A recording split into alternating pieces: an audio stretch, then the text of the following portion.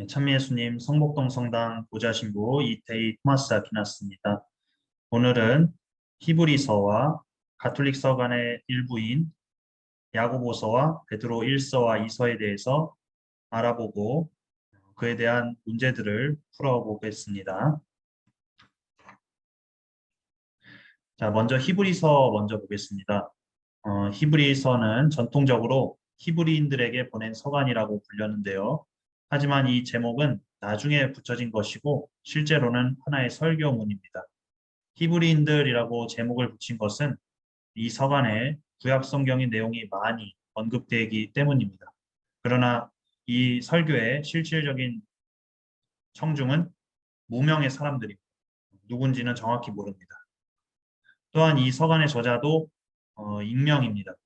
과거에 어떤 학자들은 마지막 장에 티모테오가 언급되어서 바오로가 이 서간을 썼을 거라 생각했습니다. 하지만 어휘, 문체, 어법, 형식, 사고의 전개 방식, 구약 성경의 사용, 그리고 신학적 주제 등이 기존 바오로 서간들과 너무 다르기 때문에 바오로는 저자로 여겨지지 않습니다. 히브리서는 우리 믿음의 모범이신 대사제로서의 그리스도라는 주제를 훌륭히 전개해 나가는 설교문입니다. 사제 역할은 희생제사를 바치는 데 있죠. 예수님께서는 기꺼이 우리와 우리 죄를 위하여 당신 생명을 바치셨습니다. 그분은 우리를 대신하여 대사제로서 희생제사를 바치셨을 뿐만 아니라 당신 자신이 희생제물이 되셨죠. 히브리서는 그리스도를 믿게 되었지만 과거에 그 믿음으로 인해 고난을 겪었고 이제는 그 믿음의 활력, 열정마저 잃은 지역교회를 위해서 지필되었습니다. 쉽게 말해 냉담한 상태인 거죠. 이러한 모습 때문에 기원 후 60년대 네로 황제 박해 이후에 또는 90년대 도미티아누스 황제 박해 이전 상황에 이 서간이 쓰였을 것이라 추정합니다. 히브리서는 아까 말씀드린 냉담하고 무기력한 그리스도인들에게 예수 그리스도께서도 유혹을 받으시고 고난을 겪으셨지만 믿음을 지켜내셨음을 언급하면서 그들도 신앙을 꾸준히 지켜나가야 함을 역설하고 있죠. 그리스도는 대사제이시며 천사들보다 우월하시고 모세보다 더 위대하신 분이다 라고 저자는 말합니다. 모든 면에서 주님께서는 우리와 같으시지만 죄는 짓지 않으신 분이시고요. 하느님의 아드님이셨지만 하느님의 뜻을 따르는 순종을 배우셨다는 거죠. 예수님의 희생 제물을 속죄의 날에 대사제가 바치던 그 속죄 제물과 비교하면서 히브리서는 예수님이야말로 예레미야 예언자에 의해 예언된 새 계약을 실행으로 옮긴 최상의 희생 제물로 어떻게 당신 자신을 바치셨는지를 설명합니다. 히브리서는 또한 그리스도인의 소명을 본향을 찾아 떠나는 여정으로 묘사합니다. 예수님께서는 숙명처럼 하늘을 향한 우리의 갈망이 이루어질 수 있도록 모든 것을 희생해 오신 안내자이십니다. 그렇게 하기 위해 우리 또한 그분의 순종과 고난을 닮아야 하겠습니다. 네, 그리스도인의 소명에 대해서 좀 더 설명드리겠습니다. 그 전에 이야기를 하나 소개하고자 하는데요. 새 석공이 채석장에서 돌을 깎고 있었습니다. 어떤 사람이 무엇을 하고 있느냐라고 질문하자 첫 번째 석공이 말했습니다. 나는 돌을 깎고 있습니다. 같은 질문을 들은 두 번째 석공이 이렇게 말했습니다. 나는 먹고 살기 위해 돈을 벌고 있습니다.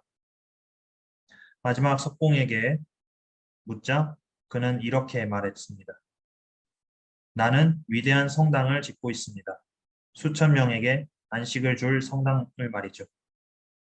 자, 같은 일을 해도 어떤 마음과 태도와 관점을 갖고 하느냐에 따라 내 삶의 질이 달라질 것입니다. 우리는 우리에게 주어진 일을 어떤 마음가짐과 태도를 갖고 해야 할까요?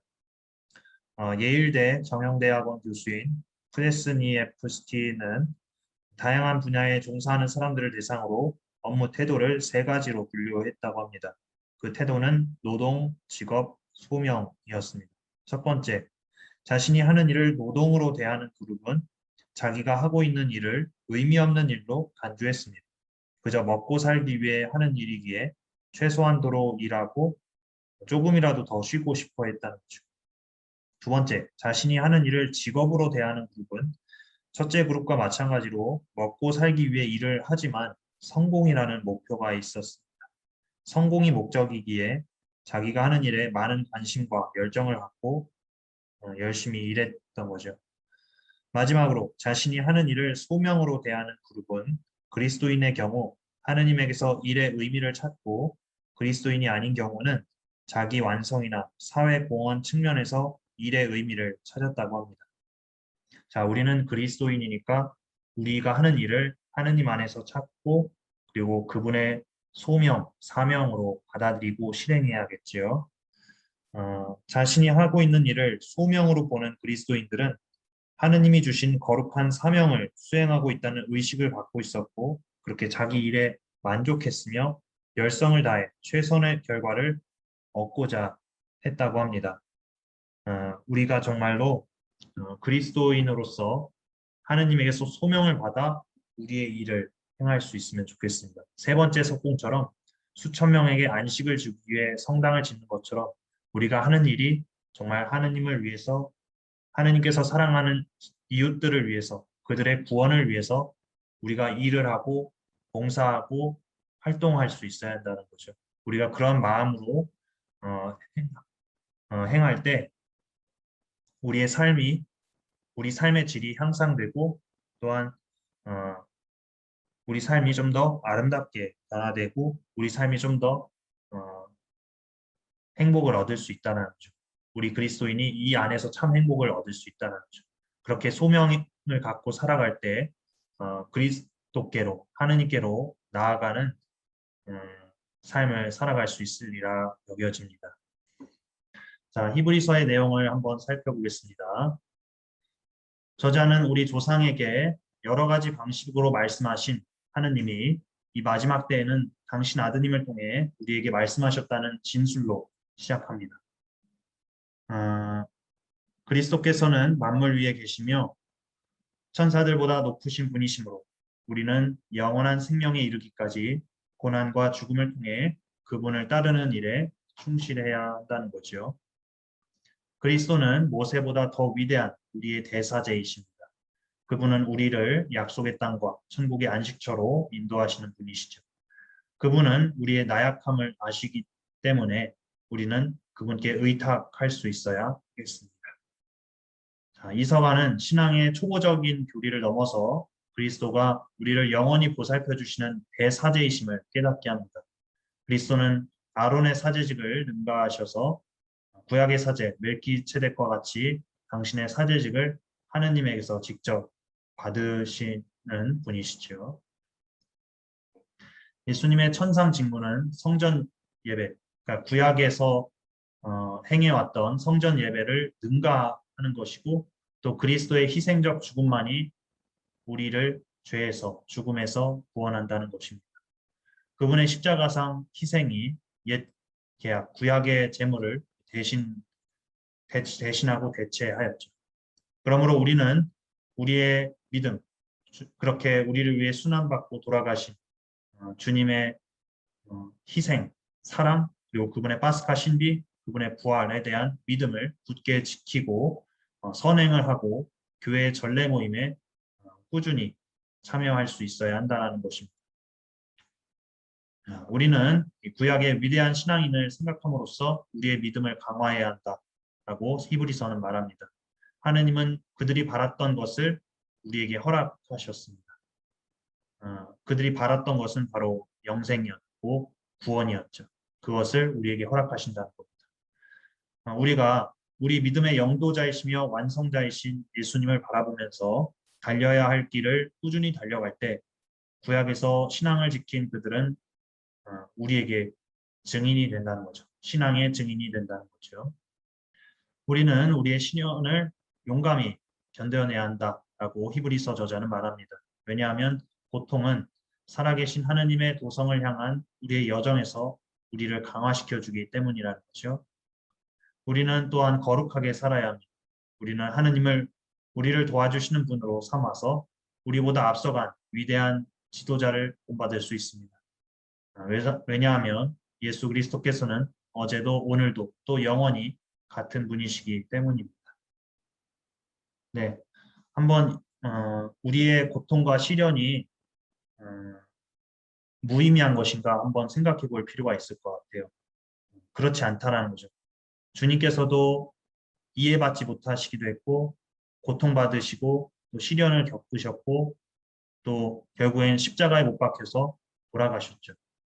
하지만 그것이 모두 하느님 뜻 안에서 이루어진 것이고 하느님의 구원 계획 중의 일부였기 때문에 하느님이 구원 계획의 정점이었기 때문에 하느님께서는 그 외아들 예수님을 드러높이셔서 부활의 영광에 이르게 하셨죠. 마찬가지로 우리의 고통과 희생이 단지 무의미한 것이 아니라 주님 안에서 그 고통과 시련을 받아들이고 그 고통과 시련을 주님께 봉헌할 때 우리와 모든 이의 구원을 위해서 봉헌하고 묵묵히 하느님의 뜻을 따를 때 하느님께서는 예수님의 부활처럼 예수님께서 영광 받으신 것처럼 우리를 드높여 주시고 우리를 부활시켜 주시고 우리를 새로운 삶으로 인도해 주신다는 거죠. 그렇기 때문에 우리는 그러한 믿음을 갖고 우리의 고통과 시련을 묵묵히 잘 견디어서 주님의 뜻에 맞게 그렇게 살아갈 수 있어야 하겠습니다. 자, 이어서 가톨릭 서간에 대한 설명을 드리겠습니다. 신약 성경 중에 야고보서, 베드로 1, 2서, 요한 1, 2, 3서, 유다서를 일컬어서 가톨릭 서간이라고 가톨릭 서간이란 이름으로 분류합니다. 가톨릭이란 보편적이라는 뜻입니다. 자, 이 서간들은 다음에 세 가지 이유로 가톨릭 또는 보편적이라는 표현이 붙여집니다. 세 가지 이유를 들 수 있는데요. 첫째, 이 서간들은 모든 교회에 도움이 되는 일반적인 재현을 담고 있습니다. 두 번째, 가톨릭 서간은 동방 서방교에서 모두 받아들여졌죠. 받아들인 시간은 조금씩 달랐지만 그래도 모두 받아들여졌습니다. 세 번째, 이 서간들은 어떻게 교회가 가톨릭적으로, 다시 말해 보편적이고 전 세계적으로 발전해 나가는가를 이해하는 데 도움을 줍니다. 자, 바오로 사도의 차명 서간과 마찬가지로 가톨릭 서간 역시 차명 작가들이 썼으며 1세기 말 여러 교회에 나타난 상황에 대처하는 가운데 익명의 저자들이 말한 제언들을 소개합니다. 자, 먼저 가톨릭 서간 중 하나인 야고보서에 대해서 한번 살펴보겠습니다. 자, 이 서간에는 기원 후 62년에 순교한 예루살렘 교회의 기둥이자 주님의 형제라 불렸던 야고의 이름이 붙어 있습니다. 그러나 실제 저자는 알려지지 않았죠. 야고보라고 보지는 않습니다. 야고보 서간은 편지글이라기보다는 설교문의 양식으로 되어 있습니다. 예, 야고보 서간은 이스라엘 밖에서 흩어져 살고 있는 유다계 그리스도인 독자들을 대상으로 쓰여졌습니다. 문체는 유다인 특유의 문체인데요. 서간에 담긴 격언과 훈계의 내용이 구약의 지혜 문학과 유사합니다. 또 대화식 어법과 통렬한 비난조 어법을 사용하면서요. 꽤 빼어난 실력의 그리스어로 작성되었습니다. 야고보 서간은 그리스도인의 실천적 삶을 주제로 삼습니다. 예를 들어 유혹을 다스리는 법, 말조심하는 것, 또 이웃 사랑하기, 또 기도의 힘, 그리고 병자성사 등등에 대해서 이야기를 합니다. 상당히 실천적이면서도 그리스도로부터 영감을 받은 조언과 격려를 전해주고 있죠. 야고보 서간은 인사말에 이어 시련과 시험의 가치에 대해 설명합니다. 야고보서의 일부 내용을 말씀드리겠습니다. 갖가지 시련에 빠지게 되면 그것을 다시 없는 기쁨으로 여기십시오. 여러분도 알고 있듯이 여러분의 믿음이 시험을 받으면 인내가 생겨납니다. 그 인내가 완전한 효력을 나타내도록 하십시오. 그리하면 모든 면에서 모자람 없이 완전하고 온전한 사람이 될 것입니다. 자, 이어 저자는 말씀을 실행하는 사람이 되고 신심을 행동으로 표현하고 부유하고 힘 있는 자들을 편애하지 말라고 강조합니다. 이런 내용이 있습니다. 하느님 아버지 앞에서 깨끗하고 흠없는 신심은 어려움을 겪는 고아와 과부를 돌보아주고 세상에 물들지 않도록 자신을 지키는 것입니다. 예, 그래서 신심이 단순히 말로만, 마음으로만 믿고 마는 게 아니라 행동으로 이어져야 한다. 특별히 가난하고 어려운 이들을 돌보고 그리고 세상에 물들지 않는 그런 삶을 살아야 한다. 그런 삶으로 이어져야 한다라는 거죠. 방금 인용한 그 인용문은 또 다른 중요한 주제로 믿음에 더해진 선행의 필요성을 부각시킵니다. 제가 앞서 말씀드린 내용입니다. 일부 그리스도인들이 그리스도의 파스카 신비 안에서 주어지는 구원의 방법으로서 옛 율법의 실행이 아니라 오직 예수님에 대한 믿음이 필요하다는 바오로 사도의 가르침을 잘못 이해하고 있었을지도 모르기 때문에 저자는 이 점을 강조했을 것입니다. 야고보에게 믿음은 실천으로 이어져야 합니다. 왜냐하면 실천하지 않는 믿음은 죽은 믿음이기 때문이라는 거죠. 이 서간의 중요한 주제 가운데 하나가 바로 앞서 말했듯이 바로 가난한 사람들에 대한 하느님의 우선적인 사랑과 그들을 돌보아야 하는 부자의 책임입니다. 가톨릭 교회는 사회 교리로 이 서간을 이용해 왔습니다. 자, 이어서 저자는 말을 절제하라고 훈계하면서 참된 지혜의 의미를 가르치죠. 또한 분열과 억측을 조심하라고 말하고 재물의 덧없는 본성을 경고하면서 기도의 가치, 특히 병자들을 위한 기도의 가치에 대해서 가르칩니다.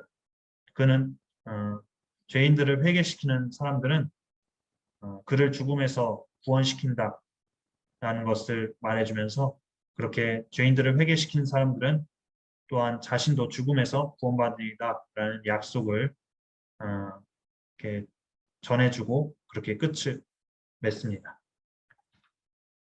자, 이어서 베드로 1서 내용을 한번 살펴보겠습니다. 자, 오늘날 학자들은 베드로 1서는 로마에 있는 베드로의 제자가 소아시아 북부의 몇몇 공동체를 위해 기원 후 70년에서 90년 사이에 차명으로 썼을 것이라고 봅니다. 이 서간의 집필 목적은 그리스도와 그분의 복음을 이해하지 못하는 대다수가 이교도인 세상에서 그리스도를 증거할 이방계 그리스도인 개종자들을 지지하기 위해서 그들을 격려하기 위해서 믿음을 북돋아주기 위해서 이 서간을 썼다는 거죠. 베드로일서는 독자에게 자신의 믿음을 굳건히 지키라고 권고하는 설교문에 가깝습니다. 서간은 고난을 겪는 이들이 그 발자취를 따라 걸어가야만 하는 본보기로 고통받는 주님의 종 예수님을 가리킵니다. 이거는 고통받는 주님의 종 이사야서에 나온 내용이 있죠. 그것을 바탕으로 해서 그분이 바로 예수님이시다. 그리고 그분을 따라가야 한다라고 말해주고 있습니다. 베드로 1서는 또한 고통, 특별히 무죄한 이들의 고통에 대한 신약 성경의 가장 분명한 가르침을 전해줍니다.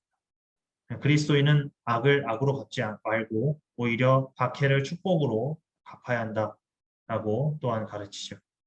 그리스도인은 누군가로부터 비난을 받더라도 계속해서 선을 행해야 한다는 거죠. 예수님께서 그러셨듯이 말이죠. 예수님께서도 우리가 죄인이었을 때 우리 죄로 당신 마음을 아프게 하고 힘들게 했을 때에도 그분께서는 끝까지 우리를 포기하지 않고 우리에게 자비를 베푸시고 우리에게 선을 행하셨다는 거죠. 그 끝없는 그 사랑에 우리는 감화를 받고 새로운 사람으로 거듭날 수 있습니다. 그리스도인의 좋은 모범으로 마침내 사람들은 진실을 깨닫고 중상을 일삼는 자들은 부끄러움을 느낄 것입니다. 마지막으로 그리스도인은 고난을 믿음에 대한 시험으로 여기고 그리스도의 고난을 함께 나눈다고 생각해야 합니다. 네, 예수님께서 고난받고 돌아가셨지만 부활하신 것처럼 우리도 고통받고 고난받음으로써 그리스도의 그 고통과 시련에 동참함으로써 우리도 주님처럼 새로운 삶으로, 부활의 삶으로 나아갈 수 있습니다. 우리도 주님처럼 영광을 받을 수 있음을 생각할 수 있어야 하겠습니다. 그렇기 때문에 그리스도의 고난을 함께 나눈다고 생각해야 한다는 것이요. 자, 베드로 1서는 세례에 대해서도 자주 언급하는데요. 새로운 개종자들의 믿음을 굳건히 하는데 그 목적이 있습니다. 베드로 그리스도인으로서의 부르심에 대한 품격과 그리스도를 위해 겪는 고난에 대한 주제들 역시 다음의 구절에 담겨 있습니다. 오히려 그리스도의 고난에 동참하는 것이니 기뻐하십시오. 그러면 그분의 영광이 나타날 때에도 여러분은 기뻐하며 즐거워하게 될 것입니다. 그리스도의 이름 때문에 고욕을 당하면 여러분은 행복합니다. 영광의 성령, 곧 하느님의 성령께서 여러분 위에 머물러 계시기 때문입니다. 자, 베드로 1서의 내용을 좀 더 살펴보겠습니다. 베드로 1서는 인사말과 성부, 성자, 성령에 관한 언급, 그리고 축복으로 시작합니다. 그 다음에는 세례로 새로 태어남과 그리스도인의 삶의 중요한 요소가 되어야 하는 순명, 존경, 사랑의 덕행에 대한 설명을 이어서 하고 있죠. 그리스도인은 또한 선택된 결의, 임금의 사제단, 거룩한 민족, 하느님의 백성이다 라고 언급합니다. 베드로는 그리스도인에게 믿지 않는 이들의 표양이 되고 충실한 사람이 되라라고 권고합니다. 당시 이교도들이 많았던 지역에서 그리스도인이 정말 그렇게 믿지 않는 이교도들 앞에 좋은 본보기, 표양이 되어야 한다는 말입니다. 종들은 예수님의 강한 인내심과 자비로우신 사랑을 본받는 것이 바람직하고 또 남편과 아내는 서로 존경하고 존중해야 하며 모든 사람은 사랑과 착한 행실로 살아야 한다는 거죠. 각자 자신의 처지에 맞게 주님이 원하시는 바를 행해야 한다는 그런 말씀이라 할 수 있겠습니다.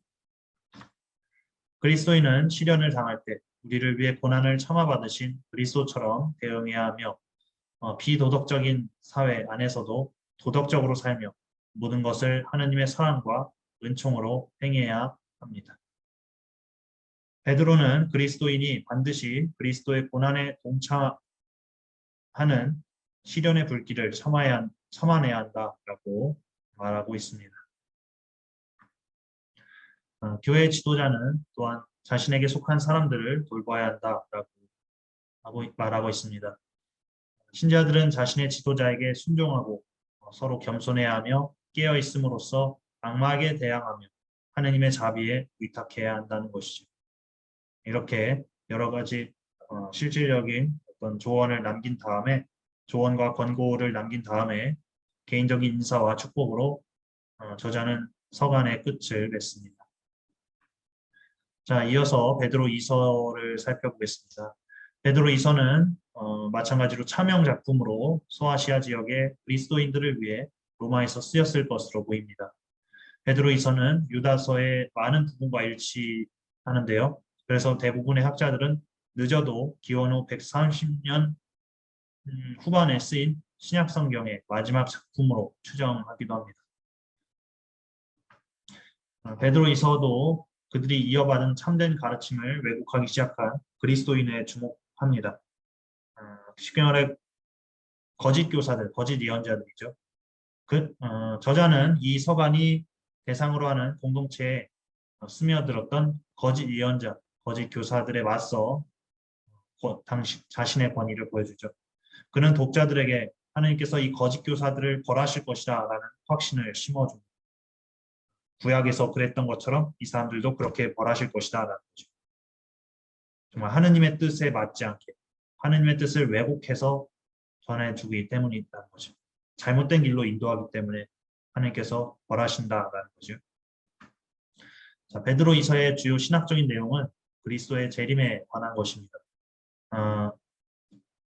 당시 왜 이렇게 썼냐면 그리스도의 재림이 일어나지 않았기 때문에, 그러니까 그 당시에 그리스도의 재림이 빨리 올 것이라 생각했는데 실제 일어나지 않은 걸 보고서 지연된다라고 여겨지면서 이교도들이 조롱을 했다는 거죠. 뭐 그리스도께서 오신다면 지금도 안 오잖아라고 조롱하고 또 거짓 교사들도 그릇된 가르침을 퍼뜨려서 어, 베드로 이서의 저자는 그래서 이 베드로 이서를 쓰게 되었던 거죠. 이것에 대항하기 위해서. 자, 이 서가는 그리스도께서 다시 오신다는 것을 부정하는 그런 거짓 교사들의 주장을 반박합니다. 거짓 교사들이 전했던 그릇된 가르침은 신자들을 부도덕한 생활 방식에 낡은 습관으로 돌아가게 했고 마침내 그리스도께서 우리의 행위에 대해 심판하실 것이란 사실을 잊게 만들었습니다. 베드로이서는 주님께서 당신 약속을 지키셔서 실제로 다시 오실 것이다 라고 선포합니다.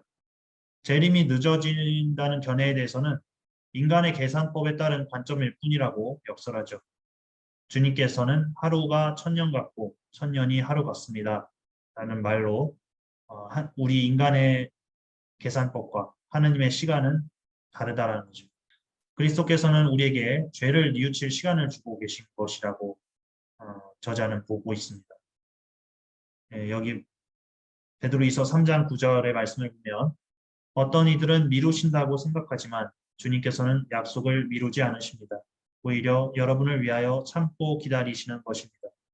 아무도 멸망하지 않고 모두 회개하기를 바라시기 때문입니다. 자, 하지만 주님은 도둑처럼 올 것이라고 말하고 있습니다. 언제 올지 모른다는 거죠. 그러므로 우리는 언제나 그분의 재림을 준비하고 있어야 한다는 것입니다. 언제 올지 모르니 우리가 언제 죽을지 모르는 것처럼 우리가 주님의 재림이 언제 올지 모르기 때문에 언제나 그분의 재림을 준비하고 항상 깨어 살아야 한다는 거죠. 베드로 이서는 목사에게 참된 가르침에 대한 믿음을 유지하면서 그리스도인의 삶을 계속 살아가도록 격려합니다. 본격적으로 문제를 풀어보겠습니다. 히브리서에 관한 문제입니다. 1번 하느님을 시중드는 영으로서 구원을 상속받게 될 이들에게 봉사하도록 파견되는 이들은 답은 바로 2번 천사들입니다. 2번 히브리서 3장 13절의 말씀을 쓰시오. 답을 말씀드릴게요. 오늘이라는 말이 들리는 한 여러분은 날마다 서로 격려하여 죄의 속임수에 넘어가 완고해지는 사람이 하나도 없도록 하십시오. 오늘 주어진 이 삶을 정말 죄에 빠지지 않고 하느님께 나아가는 하느님의 뜻을 따르는 그렇게 깨어있는 삶을 살라는 말씀이라 할 수 있겠습니다. 세 번째 문제입니다. 괄호에 공통으로 들어갈 말을 쓰시오. 하느님께서 하시던 일을 마치고 쉬신 것처럼 그분의 괄호에 들어가는 이도 자기가 하던 일을 마치고 쉬는 것입니다. 그러니 그와 같은 불순종의 본을 따르다가 떨어져 나가는 사람이 없게 우리 모두 저 괄호에 들어가도록 힘씁시다. 답은 안식처입니다. 안식처, 그분의 안식처에 들어가는 이도 그리고 우리 모두 저 안식처에 들어가도록 힘씁시다. 이렇게 문장이 구성된다는 거죠. 자, 4번 위대한 대사제이신 예수님에 대한 설명으로 만든 것은 자, 1번 하늘 위로 올라가신 위대한 대사제. 바로 답이 나왔네요. 1번이 답입니다. 자, 2번 우리의 연약함을 동정하지 못하는 대사제. 아니죠. 우리의 연약함, 나약함을 동정하시는 같은 인간이시기 때문에 그렇게 우리를 동정할 수 있는 그런 대사제시다라는 거죠. 하지만 죄는 짓지 않으신 대사제라는 겁니다. 그러면 3번 보면 우리와 똑같이 유혹을 받으시고 죄를 지으신 대사제. 이거는 답이 아니죠. 유혹은 같이 받으셨지만 똑같이 받으셨지만 죄를 짓지는 않으신 대사제다라는 거죠. 만약 예수님께서 죄를 지었다면 우리가 예수님을 신뢰하면서 따를 수가 없는 거죠. 그분이 가신 길이 잘못된 길이니까 우리가 그분께 의탁할 수 없다라는 거죠. 그래서 그분은 죄를 짓지 않으셔야 되고 실제로 죄를 짓지 않고 오직 하느님 뜻만 따르실 분이십니다. 자, 4번 보면 대사제가 되는 영광을 스스로 차지하신 분. 아니죠.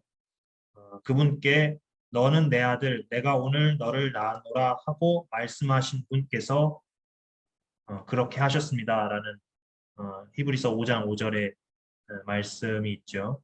그래서 그렇게 결국 하느님 아버지께서 예수님으로 하여금 영광을 차지하게 하셨다. 그렇기 때문에 이 4번은 예수님께서 스스로 영광을 차지하신 게 아니기 때문에 4번은 답이 아닙니다. 5번, 괄호에 알맞은 말이 바르게 연결된 것은 예수님께서는 아드님이시지만 고난을 겪으심으로써 괄호를 배우셨습니다. 그리고 완전하게 되신 뒤에는 당신께 순종하는 모든 이에게 영원한 구원의 근원이 되셨으며 하느님에게서 괄호와 같은 대사지로 임명되셨습니다. 첫 번째 괄호에 들어갈 말은 무엇일까요? 네, 바로 순종입니다. 고난을 겪으심으로써 순종을 배우셨다. 우리가 아까 배웠죠. 순종을 배우셨다. 예수님께서도 순종을 배우셨고 또 당신께 순종하는 모든 이에게 영원한 구원의 근원이 되셨다. 이렇게 바로 연결되죠. 그리고 하나님에게서 누구와 같은 대사제일까요? 네, 아브라함은 사제가 아니었습니다. 바로 멜키체덱과 같은 대사제인 거죠. 답은 그래서 멜키체덱입니다. 그러면 답은 어떻게 될까요? 순종 멜키체덱이 있는 2번이 답이 되겠습니다. 자, 6번. 히브리서 6장 10절의 말씀을 쓰시오. 자, 답을 말씀드리겠습니다. 하느님은 불의하신 분이 아니시므로 여러분이 성도들에게 봉사하였고 지금도 봉사하면서 당신의 이름을 위하여 보여준 행위와 사랑을 잊지 않으십니다. 예. 하느님께서는 우리가 한 일들, 우리의 노고, 우리의 봉사, 우리의 사랑을 잊지 않으신다는 거죠. 7번 십자마 풀이 보겠습니다. 가로 열쇠 1번. 그는 아버지도 없고 어머니도 없으며 족보도 없고 생애의 시작도 끝도 없는 이로써 땡땡땡땡 땡땡을 닮아 언제까지나 사제로 남아 있습니다. 자, 1번 땡땡땡땡 땡땡이 뭘까요? 예, 답은 바로 하느님의 아들입니다. 하느님의 아들을 닮아 언제까지나 사제로 남아 있습니다. 입니다. 자, 2번. 여러분은 땡땡땡 땡땡이 아니라 젖이 필요한 사람이 되었습니다. 예. 이게 2번 땡땡땡 땡땡이 뭘까요? 네. 답은 단단한 음식입니다. 그러니까 단단한 음식이 아니라 젖이 필요할 만큼 그렇게 약한 사람이 되었다. 그만큼 주님께 대한 믿음이 식었고 열정이 식었고 그렇게 냉담하게 되었다. 그 사람들의 당시 상태를 지적하고 있었던 거죠. 자, 세 번째. 예수님께서는 땡땡땡땡땡을 보증해 주시는 분이 되셨습니다. 자, 이것은 답이 바로 더 나은 계약입니다. 예수님께서는 더 나은 계약을 보증해 주시는 분이 되셨습니다. 예, 구약에서 더 나은 계약인 신약을 맺어주시고 보증해 주신 분이 되셨다는 거죠. 세로에서 볼게요. 사제직이 변하면 율법에도 반드시 변화가 생기기 마련입니다. 여기에서 말하는 분은 다른 지파에 속하신 분으로서 그 지파에서는 아무도 땡땡에서 직무를 수행한 적이 없습니다. 이 땡땡은 바로 제단입니다. 아무도 제단에서 직무를 수행한 적이 없습니다. 다 보겠습니다. 농사 짓는 이들에게 유익한 농작물을 내주는 땅은 하느님에게서 복을 받습니다. 그러나 땡땡땡땡과 엉겅퀴를 내게 되면 쓸모가 없어서 오래지 않아 저주를 받고 마침내는 불에 타버리고 맙니다. 여기서 땡땡땡땡은 뭘까요? 네, 바로 답은 가시나무입니다. 가시나무와 엉겅퀴를 내게 되면 쓸모가 없다. 그래서 쓸모없으니 불에 타버리고 만다라는 거죠. 그래서 우리가 정말 어떤 열매를 맺는지 우리의 믿음이 진실한 믿음이 되려면 우리의 실행, 행동이 정말 좋은 행동, 좋은 실행이 되어야 하는데 정말 가시나무, 엉겅퀴와 같은 나무여서 나쁜 열매를 맺는지 아니면 좋은 열매를 맺는지 우리 자신을 돌아보아야 하겠습니다. 자, 라 보겠습니다. 멜키체덱은 살렘 임금이며 지극히 높으신 하느님의 사제로서 여러 임금을 무찌르고 돌아오는 땡땡땡땡을 만나 그에게 축복하였습니다. 이거는 구약의 내용인데 이것을 히브리서에서 인용했죠. 땡땡땡땡은 바로 아브라함입니다. 아브라함이 그렇게 여러 임금을 무찌르고 돌아온 아브라함에게 멜키체덱이 축복했죠. 자, 마 보겠습니다. 게으른 사람이 되지 말고 땡땡 된 것을 믿음과 인내로 상속받는 이들을 본받는 사람이 되라는 것입니다. 자, 여기서 땡땡은 바로 약속입니다. 약속된 것을 믿음과 인내로 상속받는 이들을 본받는 사람이 되라는 거죠. 네, 8번 보겠습니다. 새 계약의 대사제에 대한 말씀이다. 괄호에 알맞은 말을 쓰시오. 이제 그리스도께서는 더 훌륭한 직무를 맡으셨습니다. 더 나은 약속을 바탕으로 세워진 더 나은 계약의 중개자이시기 때문입니다. 저 첫째 계약에 결함이 없었다면 다른 계약을 찾을 까닭이 없었을 것입니다. 하느님께서는 과로이라는 말씀을 하심으로써 첫째 계약을 낡은 것으로 만드셨습니다. 낡고 오래된 것은 곧 사라집니다. 자, 지금 첫째 계약보다 더 나은 계약을 하느님께서 세우시고 그 계약의 중개자가 바로 예수님이시다. 예수 그리스도이시다라는 거죠. 그래서 첫째 계약에 결함이 없었으니 두 번째 계약을 세우시는데 여기서 괄호에 들어갈 말은 바로 새 계약입니다. 새 계약. 새 계약이라는 말씀을 하심으로써 첫째 계약을 낡은 것으로 만드셨다라는 거죠. 그렇게 새 계약을 통해서 우리를 이렇게 구원으로 이끄시는 계약을 맺으셨습니다. 당신의 십자가 순환과 죽음과 부활을 통해서 말이죠. 자, 9번 보겠습니다. 믿음으로 인정을 받은 사람들이다. 바르게 연결하시오. 자, 1번 아벨. 아벨은 어디에 연결될까요? 네, 바로 나입니다. 하느님께서 그의 예물을 인정해 주셨다. 아벨의 제물을 기꺼이 받아들이셨다라는 구약의 말씀을 이 히브리서가 인용한 거죠. 자, 2번 에녹. 에녹은 바로 다와 연결됩니다. 하늘로 들어올려져 죽음을 겪지 않았다. 에녹, 이것도 창세기에 나온 내용입니다. 그리고 3번 노아는 자연스럽게 가와 연결됩니다. 믿음으로 세상을 단죄하고 의로움을 상속받게 되었다입니다. 그래서 답은 1번은 나, 2번은 다, 3번은 가 이렇게 연결됩니다. 자, OX 문제입니다. 하느님의 은총과 부르심에 합당한 생활에 내용이 맞으면 O, 틀리면 X표 하시오.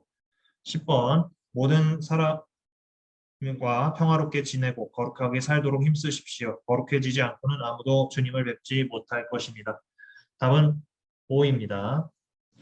자, 11번 여러분은 아무도 하느님의 은총을 놓쳐버리는 일이 없도록 조심하십시오. 또 쓴 열매를 맺는 뿌리가 솟아나면 그것은 많은 사람에게 유익한 것이니 잘 바꾸십시오. 좀 뭔가 안 맞죠? 답은 X입니다. 원래대로라면 또 쓴 열매를 맺는 뿌리가 하나라도 솟아나 혼란을 일으켜 그것 때문에 많은 사람이 더럽혀지는 일이 없도록 조심하십시오. 원래 원문은 이렇게 나와 있습니다. 자, 12번. 우리는 흔들리지 않는 나라를 받으려 하고 있으니 감사를 드립시다. 감사와 함께 존경과 경외로 하느님 마음에 드는 예배를 드립시다. 네, 정답은 O입니다. 자, 13번. 히브리서 13장 16절의 말씀을 쓰시오. 선행과 나눔을 소홀히 하지 마십시오. 이러한 것들이 하느님 마음에 드는 제물입니다. 네, 이게 답입니다. 자, 야고보서 보겠습니다. 1번. 믿음이 시험을 받으면 생겨나는 것은 믿음이 시험을 받으면 인내가 생겨나죠. 그래서 답은 4번입니다. 자, 2번. 괄호에 알맞은 말을 쓰시오. 유혹을 받을 때 나는 하느님께 유혹을 받고 있다 하고 말해서는 안 됩니다. 하느님께서는 악의 유혹을 받으실 분도 아니시고 또 아무도 유혹하지 않으십니다. 사람은 저마다 괄호에 잡혀 꼬임에 넘어가는 바람에 유혹을 받는 것입니다.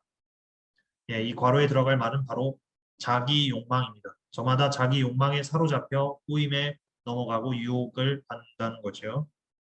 그러니까 유혹받는 것 자체는 죄가 아닙니다. 다 나약한 존재이기 때문에 그렇게 유혹을 받지만 그럼에도 그것을 이겨내는 그것이 중요하죠. 그것을 유혹을 뿌리치고 물리치어서 하나님 뜻을 따르고 선을 행하는 것. 그것을 하나님께서는 더 높이 사십니다. 3번. 하느님 아버지 앞에서 깨끗하고 흠없는 신심을 모두 고르시오. 자, 야고보서 1장 27절의 말씀을 보면요. 이렇게 나와 있습니다. 하느님 아버지 앞에서 깨끗하고 흠없는 신심은 어려움을 겪는 고아와 과부를 돌보아주고 세상에 물들지 않도록 자신을 지키는 것입니다. 자, 그러면 답이 바로 나왔죠? 답은 3번, 4번입니다. 자, 4번 볼게요. 괄호에 알맞은 말을 쓰시오. 그대는 하느님께서 괄호이심을 믿습니까? 그것은 잘하는 일입니다. 이 괄호에 들어갈 말은 바로 한 분입니다. 하느님께서 한 분이심을 믿느냐 하는 거지요. 자, 5번 야고보서 2장 26절의 말씀을 쓰시오. 네, 답을 말씀드리겠습니다. 영이 없는 몸이 죽은 것이듯 실천이 없는 믿음도 죽은 것입니다. 참, 이 말씀도 이렇게 새겨들을 만합니다. 우리의 실천을 점검해 보는 차원에서 우리의 믿음이 정말 실천과 이어지는가를 이렇게 돌아보는 우리 모두가 되면 좋겠습니다. 자, 6번 말조심에 대한 내용을 바르게 연결하시오. 자, 1번 말을 하면서 실수를 저지르지 않으면 예, 이거는 어디랑 연결될까요? 바로 다와 연결됩니다. 말을 하면서 실수를 저지르지 않으면 자기의 온 몸을 다스릴 수 있는 완전한 사람입니다. 예, 사실 그렇죠. 우리의 말을 정말 다스릴 정도면 우리의 온몸을 다스린다고 볼 수 있을 것 같습니다. 사실 많은 부분에서 우리가 말 때문에 울고 웃고 하잖아요. 그래서 어, 우리의 온몸을 잘 다스릴 수 있는 그런 완전하고 자유로운 사람이 될 수 있으면 좋겠습니다. 2번 말의 입에 재갈을 물려 복종하게 만들면 예, 2번은 나와 연결됩니다. 그 온몸을 조종할 수 있습니다. 자, 3번 배가 아무리 크고 또 거센 바람에 떠밀려도 이것은 바로 가와 연결됩니다. 키잡이의 의도에 따라 아주 작은 키로 조정됩니다. 네, 키잡이의 의도, 우리의 어떤 의지와 연결되는 거죠. 우리의 의지에 따라, 우리의 생각, 우리의 의도, 우리의 마음에 따라 우리의 몸이 이렇게 움직인다. 배가 거센 바람에 떠밀리더라도 키잡이의 의도에 따라 조정되듯이 우리가 유혹에 휘말려도 우리의 의지, 우리의 마음, 우리의 지향, 우리의 의도에 따라서 하느님을 따르고 선을 행할 수 있다라는 말씀입니다. 그래서 1번은 가, 2번은 나, 3번은 가와 연결됩니다. 자, 7번 괄호의 공통으로 들어갈 말을 쓰시오. 의로움의 열매는 괄호를 이루는 이들을 위하여 괄호 속에 심어집니다. 예, 이 괄호에 공통으로 들어갈 말은 바로 평화입니다. 의로움의 열매는 평화를 이루는 이들을 위하여 평화 속에서 심어집니다. 자, OX 문제입니다. 세상의 친구는 하느님의 적에 관한 내용으로 맞으면 O, 틀리면 X 표하시오. 8번 볼게요. 세상과 우애를 쌓는 것이 하느님과 적의를 쌓는 것임을 모릅니까? 누구든지 세상의 친구가 되려는 자는 하느님께서 그를 높여주실 것입니다. 맥락상 뭐가 잘못됐죠? 예.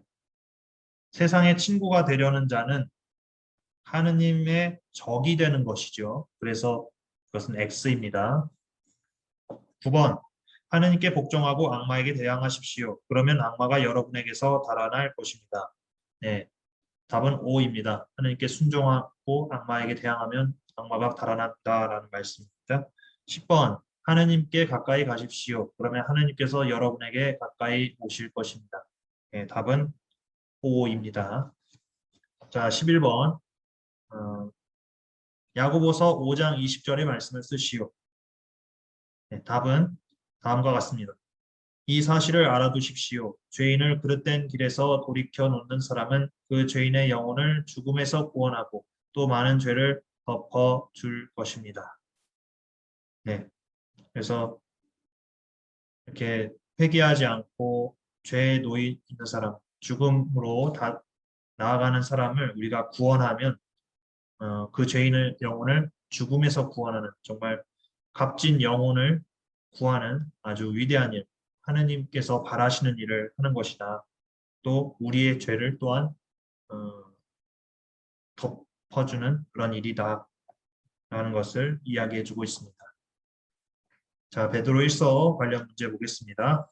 1번 예수 그리스도를 보지 못하면서도 그분을 믿기에 이루 말할 수 없는 영광스러운 기쁨 속에서 즐거워하는 이유는 네, 답은 바로 4번입니다. 믿음의 목적인 영혼의 구원을 얻을 것이기 때문에 우리 영혼이 그만큼 금보다도 값진 그런 것이기 때문에 그런 영혼을 구원하는 것 하느님이 바라시는 바고 우리 모두가 바라는 바고 그것을 지향으로 살 수 있어야 하겠습니다.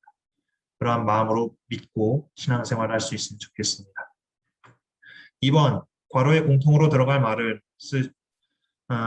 여러분은 썩어 없어지는 괄호이 아니라 썩어 없어지지 않는 괄호 곧 살아계시며 영원히 머물러 계시는 하느님의 말씀을 통하여 새로 태어났습니다. 자, 괄호에 들어갈 말은 바로 씨앗입니다. 썩어 없어지는 씨앗이 아니라 썩어 없어지지 않는 씨앗 곧 하느님의 말씀을 통해 우리가 새로 태어났다라는 말씀입니다. 자, 3번 교회의 기초와 사명에 대한 말씀입니다. 괄호에 알맞은 말을 순서대로 쓰시오. 여러분도 괄호로서 영적 집을 짓는 데 쓰이도록 하십시오. 그리하여 하느님 마음에 드는 영적 재물을 예수 그리스도를 통하여 바치는 괄호이 되십시오. 네, 이 괄호에 알맞은 말을 순서대로 쓰라고 나와 있네요. 자, 첫 번째 괄호에는 무엇이 쓰여질까요? 네, 바로 살아있는 돌입니다. 여러분도 살아있는 돌로서 영적 집을 짓는 데 쓰이도록 하십시오. 이렇게 문장이 구성되죠. 자, 그리고 두 번째 괄호의 답은 바로 거룩한 사제단입니다. 하느님 마음에 드는 영적 재물을 예수 그리스도를 통하여 바치는 거룩한 사제단이 되십시오입니다. 사제는 재물을 바치는 사람, 하느님께 신에게 재물을 바치는 사람이 사제죠. 이렇게 재물을 예수님을 통해서 바쳐라라는 거죠. 이것이 오늘날의 보편 사제직의 근거입니다. 보편 사제직은 모두가 갖고 있는 직분입니다. 지금 저와 같이 직무사제직을 행하는 것은 서품 받은 사제에게 주어지는 직무이지만 직무사제직은 보편 사제직은 세례받은 사람이 누구나 갖고 있는 직분이라는 거죠. 거룩한 사제단 이렇게 보편 사제직을 지니고면서 하느님 마음에 드는 영적 재물 곧 우리의 삶, 우리의 자신, 우리 삶을 하느님 마음에 들게 만들어서 그것을 제물로 바쳐라. 예수님을 통해서 미사 때도 바칠 수 있고요. 예, 기도를 하면서도 바칠 수 있다는 겁니다. 자, 4번 괄호에 공통으로 들어갈 말은 여러분은 한때 하느님의 백성이 아니었지만 이제는 그분의 백성입니다. 여러분은 괄호를 입지 못한 자들이었지만 이제는 괄호를 입은 사람들입니다. 자, 답 뭘까요? 답은 바로 2번 자비입니다. 여러분은 자비를 입지 못한 자들이었지만 이제는 자비를 입은 사람들입니다. 하느님의 자비를 이야기하고 있습니다. 자, 5번 베드로일서 3장 4절의 말씀을 쓰시오. 답은 다음과 같습니다. 온유하고 정숙한 정신과 같이 썩지 않는 것으로 마음속에 감추어진 자신을 치장하십시오. 이것이야말로 하느님 앞에서 귀중한 것입니다. 네. 외적인 것으로 자신을 치장한 것이 아니라 정말 온유하고 정숙한 정신과 같이 썩지 않는 것, 마음속에 감추어진 것으로 자신을 치장하라. 덕으로 자신을 치장하라라는 말씀이라고 또한 할 수 있겠습니다. 자, 6번 괄호에 공통으로 들어갈 말을 쓰시오. 여러분이 지닌 희망에 관하여 누가 물어도 대답할 수 있도록 언제나 준비해 두십시오. 그러나 괄호를 가지고 온유하고 공손하게 대답하십시오. 세례는 몸의 때를 씻어내는 일이 아니라 예수 그리스도의 부활에 힘입어 하느님께 괄호를 청하는 일입니다. 네, 괄호에 들어갈 말은 바로 바른 양심입니다. 바른 양심을 가지고 온유하고 공손하게 대답하는 말씀, 또 예수님의 부활에 힘입어 하느님께 바른 양심을 청하는 일이 바로 세례다라는 말씀입니다. 7번, 8번, 9번은 OX 문제입니다. 종말과 공동체 생활의 내용이 맞으면 O, 틀리면 X 표하시오. 7번, 만물의 종말은 아직 멀었습니다. 그러므로 먼 종말을 기다리며 생활하십시오. 아니죠. 만물의 종말이 가까웠습니다. 그러므로 마음을 가다듬고 정신을 차려 기도하십시오. 이게 4장 7절의 말씀입니다. 자, 두 번째 8번. 무엇보다도 먼저 서로 한결같이 사랑하십시오. 사랑은 많은 죄를 덮어줍니다. 불평하지 말고 서로 잘 대접하십시오. 예, 답은 5입니다. 그렇게 서로 한결같이 사랑하고 다른 사람들의 어떤 잘못이 있다면 죄를 이렇게 덮어줄 줄도 아는고 불평하지 않고 서로 잘 대접하는 그런 사랑의 삶을 살 수 있으면 좋겠습니다. 자, 9번. 저마다 받은 은사에 따라 하느님의 다양한 은총의 훌륭한 관리자로서 서로를 위하여 봉사하십시오. 네, 답은 5입니다. 네, 10번. 그리스도인이 받는 고난에 대한 내용이다. 바르게 연결하여 문장을 완성하시오. 1번. 시련의 불길이 여러분 가운데 일어나더라도 1번은 나와 연결됩니다. 무슨 이상한 일이나 생긴 것처럼 놀라지 마십시오. 그리고 두 번째, 오히려 그리스도의 고난에 동참하는 것이니 2번은 다와 연결됩니다. 기뻐하십시오 이라는 거죠. 그리스도의 고난에 동참하는 것이니 그분의 부활, 영생에 희망을 하면서 거기에 나도 참여하리라 희망하면서 기뻐하라는 그런 말입니다. 3번, 그리스도의 이름 때문에 모욕을 당하면 가와 연결되죠. 여러분은 행복합니다. 네, 그래서 답은 1번은 나, 2번은 다, 3번은 가 이렇게 연결되어서 답을 구성합니다. 자, 11번 베드로 1서 5장 7절의 말씀을 쓰시오. 네, 답은 다음과 같습니다. 여러분의 모든 걱정을 그분께 내맡기십시오. 그분께서 여러분을 돌보고 계십니다. 네, 주님의 돌보심을 믿고 걱정하지 말라는 말씀입니다. 자, 베드로의 둘째 서간 문제 풀어보겠습니다. 1번, 그리스도께서는 당신이 지니신 하느님의 권능으로 우리에게 무엇을 내려주셨나? 네, 답은 바로 4번입니다. 생명과 신심에 필요한 모든 것을 내려주셨습니다. 베드로이서 1장 3절에 나온 내용입니다. 2번, 괄호에 알맞은 말은 형제 여러분, 여러분이 받은 괄호 2 굳건해지도록 애쓰십시오. 그렇게 하면 여러분은 결코 넘어지지 않을 것입니다. 예, 베드로 2서 1장 10절의 말씀을 보면 답은 3번이라는 걸 알 수 있습니다. 소명과 선택이죠. 여러분이 받은 소명과 선택이 굳건해지도록 애쓰십시오라는 거죠. 3번, 괄호에 알맞은 말을 쓰시오. 성경의 어떠한 예언도 임의로 해석해서는 안 됩니다. 예언은 결코 인간의 뜻에서 나온 것이 아니라 답은 사람들이 성령에 이끌려 하느님에게서 받아 전한 것입니다. 4번, 의로움의 길을 알고서도 자기들이 받은 거룩한 계명을 저버린 자들에게 그대로 들어받는 속담은 답은 바로 4번입니다. 돼지는 몸을 씻고 나서 다시 진창에 뒹군다. 자, 5번 베드로 2서 3장 13절에서 14절의 말씀을 완성하시오. 괄호 채워넣는 거네요. 우리는 그분의 언약에 따라 의로움이 깃든 새 하늘과 새 땅을 기다리고 있습니다. 그러므로 사랑하는 여러분은 이러한 것들을 기다리고 있으니 자, 답은 뭘까요? 티 없고 흠없는 사람으로 평화로이 그분 앞에 나설 수 있도록 애쓰십시오. 자, 이것이 답입니다. 자, 우리는 그렇게 그리스도의 재림을 기다리면서 하느님 나라의 완성, 새 하늘과 새 땅을 기다리고 있으니 우리가 티 없고 흠없는 사람으로 그분 앞에 설 수 있도록 평화로이 설 수 있도록 애쓰라라는 그런 말씀입니다. 그렇게 깨어 있어서 살아라라는 말씀이지요. 자, 오늘은 여기까지 하도록 하겠습니다.